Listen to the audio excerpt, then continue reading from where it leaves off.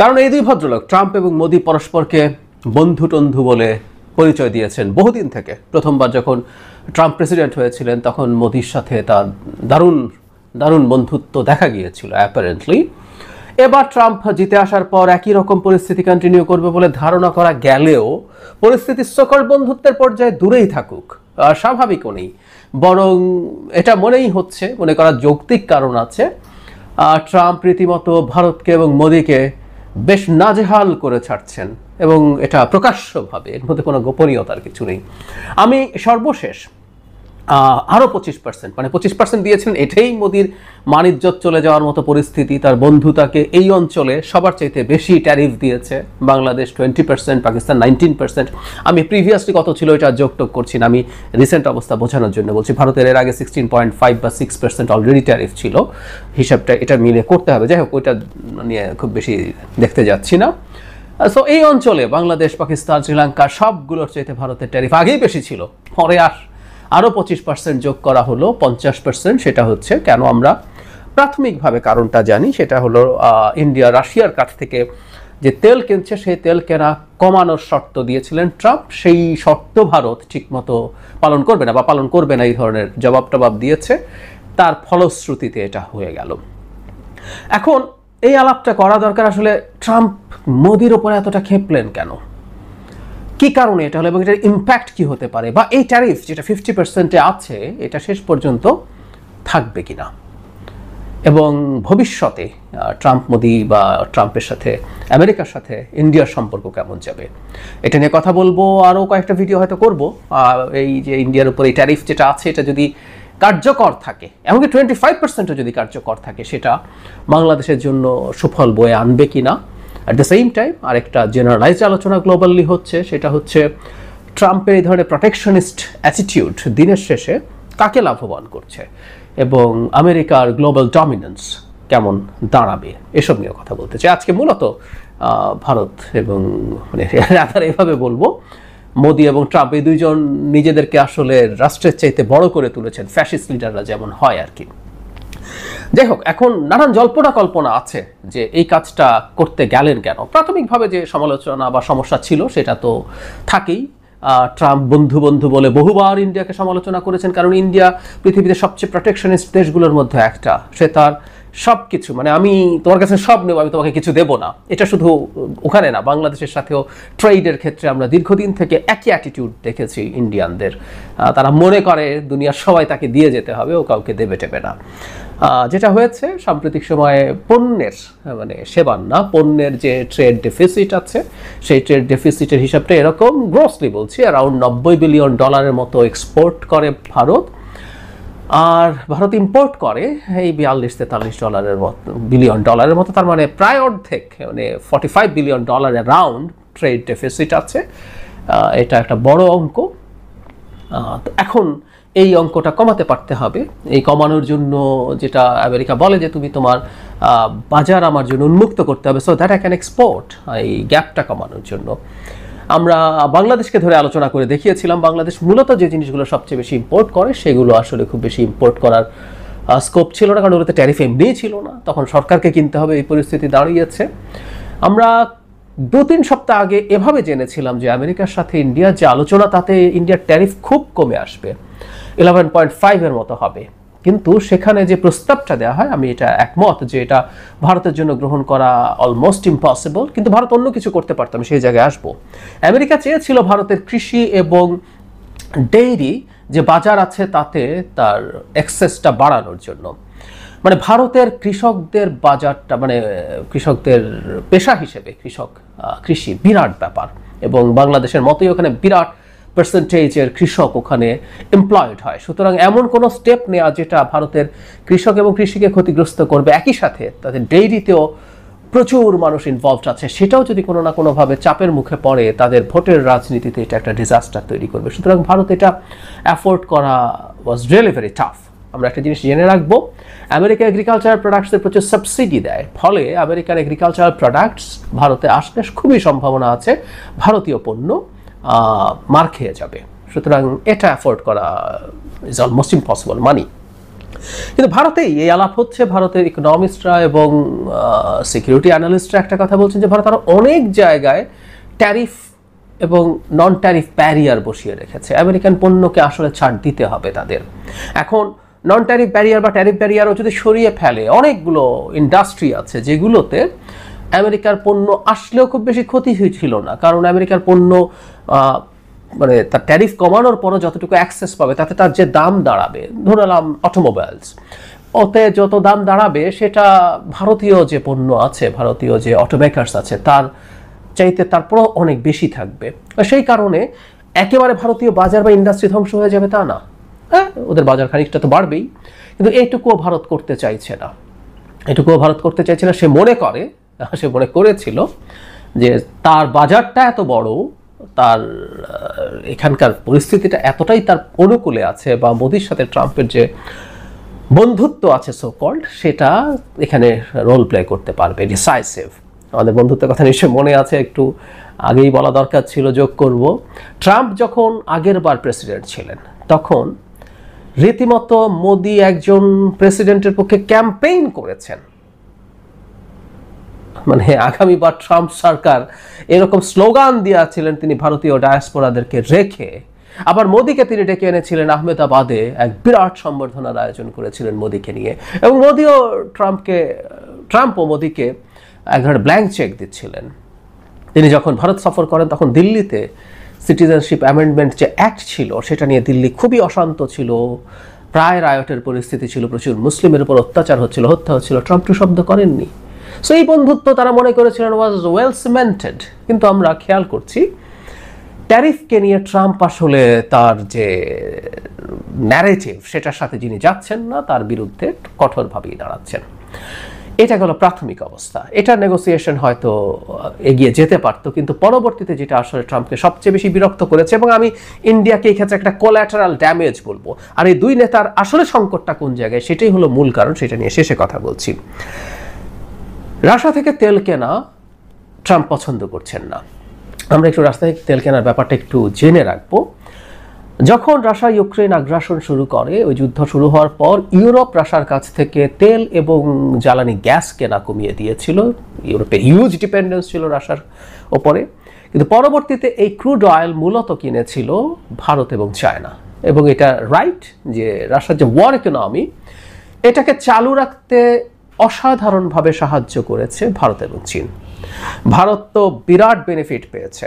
আমি একটা স্টাডিতে দেখলাম যে ভারত তার যে ডিমান্ড ছিল ক্রুড অয়েলের, সেটা আগে 0.2%, ইউক্রেন ওয়ারের আগে 0.2% আনতো রাশিয়া থেকে, আর সেটা 40% গিয়ে দাঁড়িয়েছে এই সময়ে।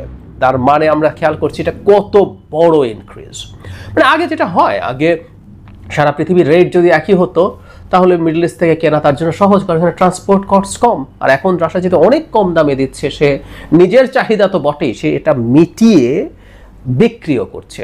এখানে একটা জিনিস একটু জেনে রাখা দরকার, যে ইন্ডিয়া এই কাজটা করছে এটা জেনে শুনেও খুব কঠোর পদক্ষেপ ইন্ডিয়ার বিরুদ্ধে বাইডেন অ্যাডমিনিস্ট্রেশন নেয়নি, কারণ তারা চেয়েছিল আসলে এই কাজটা মোটামুটি লুকোছাপার মধ্যে চলতে থাকুক। না হয় রাসায়ন তেল যদি পৃথিবীতে আসা বন্ধ হয়ে যায়, তাতে সাপ্লাই জনিত যে সংকট হবে, তাতে তেলের দাম অনেক বেড়ে যেতে পারে। সেই দাম বেড়ে যাওয়া, বাইডেনের মিড টার্ম ইলেকশনস ছিল, বা তার পরবর্তী যে সব মানে ভোটের ক্ষেত্রে সমস্যা, বা গ্লোবালি এটা ক্রাইসিস তৈরি করতো। সো উপরে কিছু রেটরিক ইন্ডিয়ার প্রতি তখনও ছিল যে তুমি কেন কিনছো, তোমার কেনা উচিত না, কিন্তু USA was not that tough, specially Biden administration.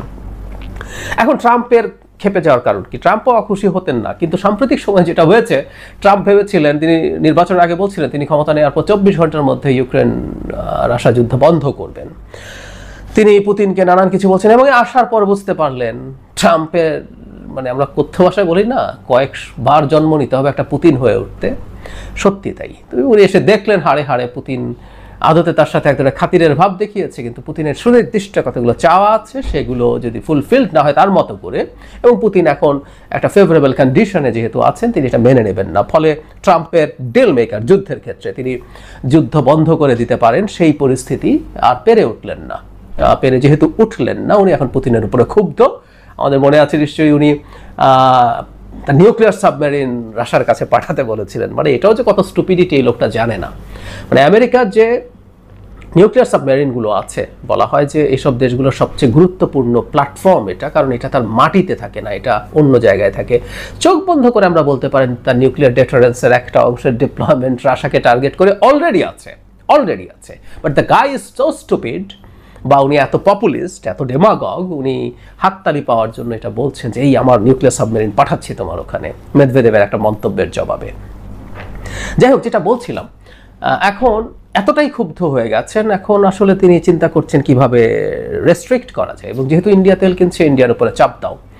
এখন ইন্ডিয়া সমস্যা যেটা করেছে, মানে ইন্ডিয়া তো চায়না হয় নাই, ইন্ডিয়া এখন পাল্টা জবাব দেওয়া শুরু করলো। এখানে আসলে সংকটটা আছে, মোদিরও পার্সোনালিটির কালচার একটা প্যাটার্ন আছে যেটা মোদি ট্রাম্পের সাথে পুরোপুরি মিলে যায়, এটাই আসলে মূল কারণ বলে আমার ইন্টারপ্রিটেশন।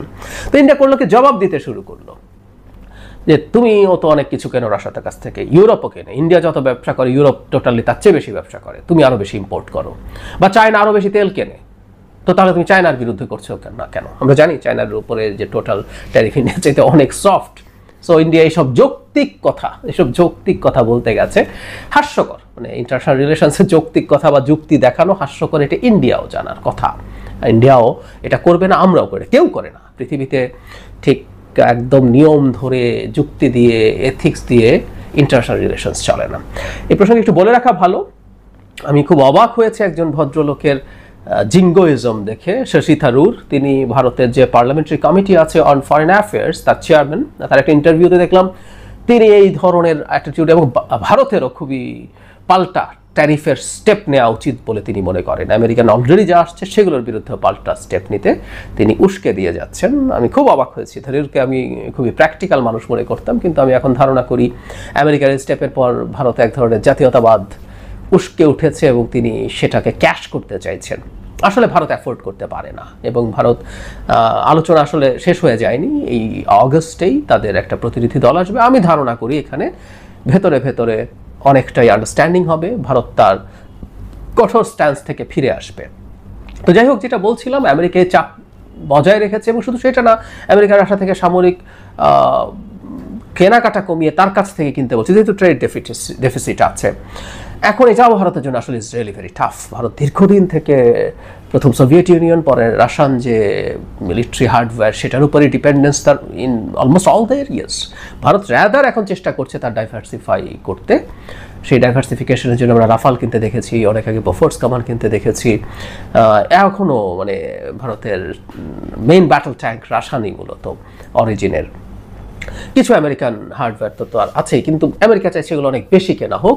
ভারত হয়তো আস্তে আস্তে কিনবে, কিন্তু ভারতের জন্য রাশিয়ার সাথে মুহূর্তেই এই সমস্যায় ঢুকে পড়া খুবই কঠিন, কারণ তার মিলিটারি হার্ডওয়্যারের যদি নতুন করে নাও কেনে, এক্সিস্টিং যেগুলো আছে সেগুলো স্পেয়ার্স এবং পার্টসগুলো তো আসলে রাশিয়া থেকে সাপ্লাই লাগবেই। ভারত চাইলেই রাশিয়ার সাথে আসলে খুব কঠিন অবস্থায় চলে যেতে পারবে না। কিন্তু এটা ফ্যাক্ট, ভারত তেল কম কিনতে পারতো, কিন্তু ভারত দুর্দান্ত ব্যবসা করেছে। এক তো সাথে নিজের দেশে তেলের দামটাকে ঠিক রাখতে পেরেছে, প্লাস সে এই যে তেল এনে সেটা রিফাইন করে সারা পৃথিবীতে বেচে অনেক ব্যবসা করেছে। এখন ভারত যেটা দেখানোর চেষ্টা করছে যে তারও তো একটা স্ট্র্যাটেজিক অটোনমি থাকতে হবে, সে একটা সুপার পাওয়ার। ভারত নিজকে সুপার পাওয়ার হিসেবে পোর্ট্রে করতে চেষ্টা করে, এবং জিডিপি টোটাল মানে ভারত এখন খুবই বড় economy. If I am not wrong, it's third বা ফোর্থ, থার্ডই সম্ভবত। আর তো যদি তাই হয়ে থাকে, সে মনে করে যে তার এই লেভারেজ থাকা দরকার আছে, সে তার জনগণের স্বার্থের জন্য কাজ করতে চায়। কিন্তু দিনের শেষে ট্রাম্প আসলে এটা পছন্দ করেনি, কারণ ট্রাম্প আর মোদির এবার মূল জায়গাটায় আসি।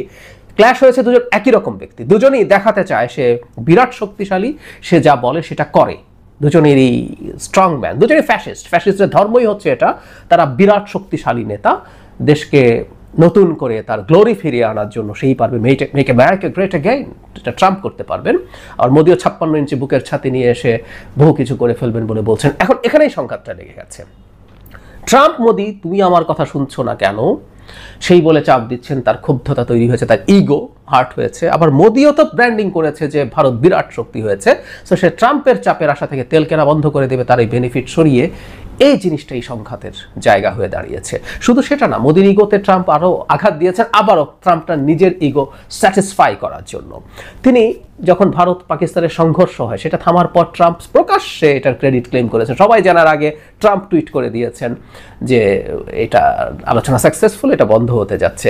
ভারত ট্রেডিশনালি কেউ তাদের এই ক্ষেত্রে আলোচনা করে এটা অ্যাকসেপ্ট করতে প্রস্তুত না। আর এখন মোদির ভারত তো বিরাট বিরাট সুপার পাওয়ারের ইমেজ ধরার চেষ্টা করে, এখানে আমেরিকার চাপে তাকে বা মধ্যস্থতায় তাকে যুদ্ধ বন্ধ করতেছে বা সংঘর্ষ বন্ধ করতেছে, তাদের খুবই ইগোতে লেগেছে, সেটাকে আবার অস্বীকার করার চেষ্টা করেছে। এই যে অস্বীকার করার চেষ্টা করেছে, এটাও ট্রাম্পের আবার ইগোতে পাল্টা আঘাত করবে। শুধু সেটাই না, ট্রাম্প ভারতের ইগোতে আঘাত করার মতো আরও কাজ করেছে পাকিস্তানের সাথে তার সম্পর্ক উন্নয়ন করার জন্য।